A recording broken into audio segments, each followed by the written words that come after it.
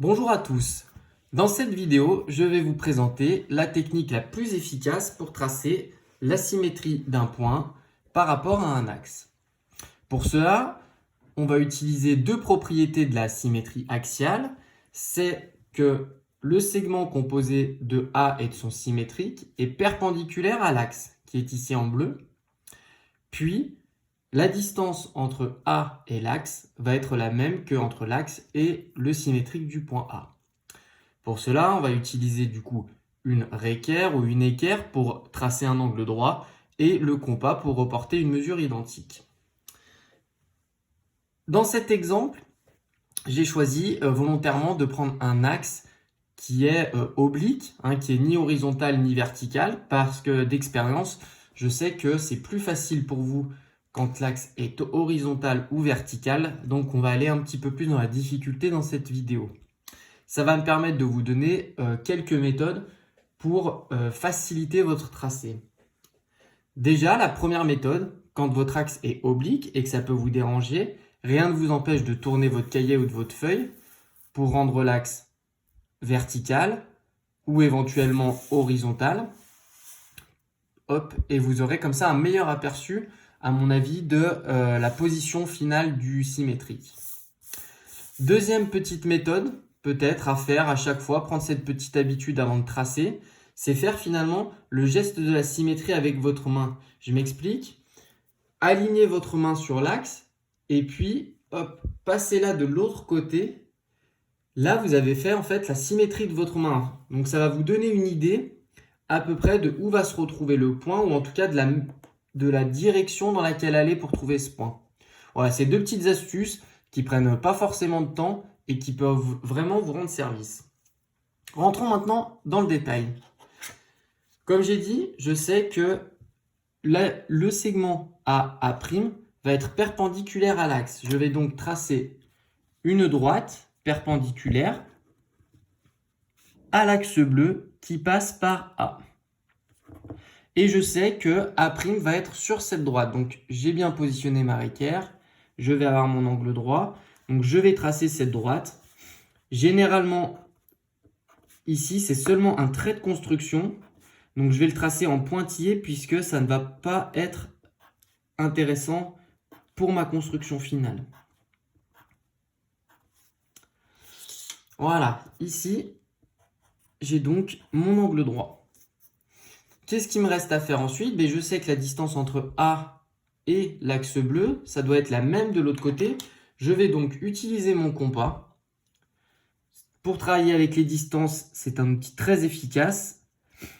Et puis, je vais prendre la distance qu'il y a entre l'axe bleu et le point A. Et je vais reporter cette distance de l'autre côté.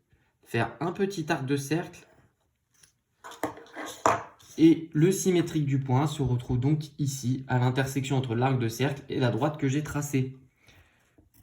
Son symétrique, je vais l'appeler A avec une apostrophe et ça se lit A'.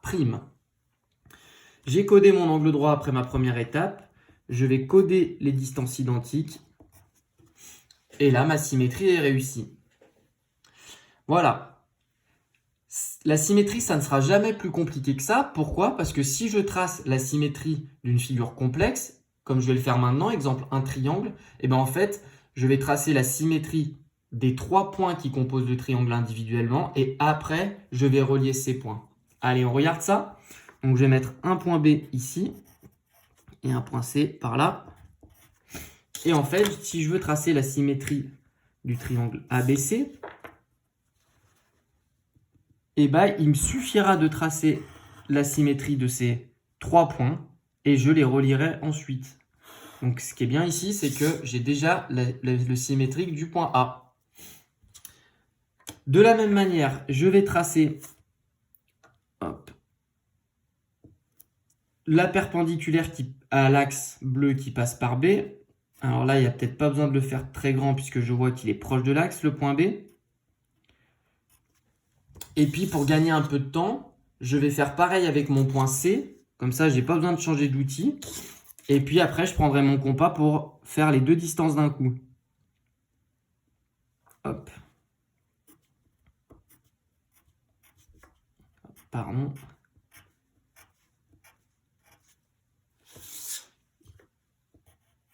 Voilà. Je sais que le point B' va se situer sur cette droite, le point C' sur cette droite. Je vais reporter mes distances pour les trouver. Hop, la distance entre l'axe et B, alors c'est très petit. Hop, je vais faire mon arc de cercle de l'autre côté. Voilà, il va se retrouver du coup ici. Pareil pour le point C. Hop, la distance entre l'axe et le point C. Mon arc de cercle et j'ai trouvé le point C'. J'ai donc le point B' ici, le point C' ici.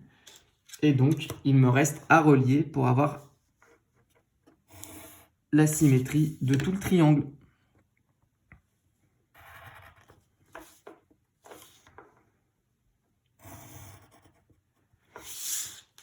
Voilà. Qu'est-ce que je peux dire de cette symétrie? Les triangles sont complètement identiques, similaires, ils sont superposables. Si je plie ma feuille, ils sont l'un sur l'autre.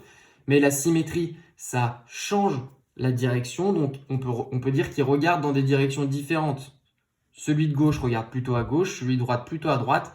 Mais si je les découpe et que je les superpose, ils sont exactement identiques. Voilà, j'espère que j'ai été clair sur la méthode de construction de la symétrie. Et puis, je vous souhaite un bon courage.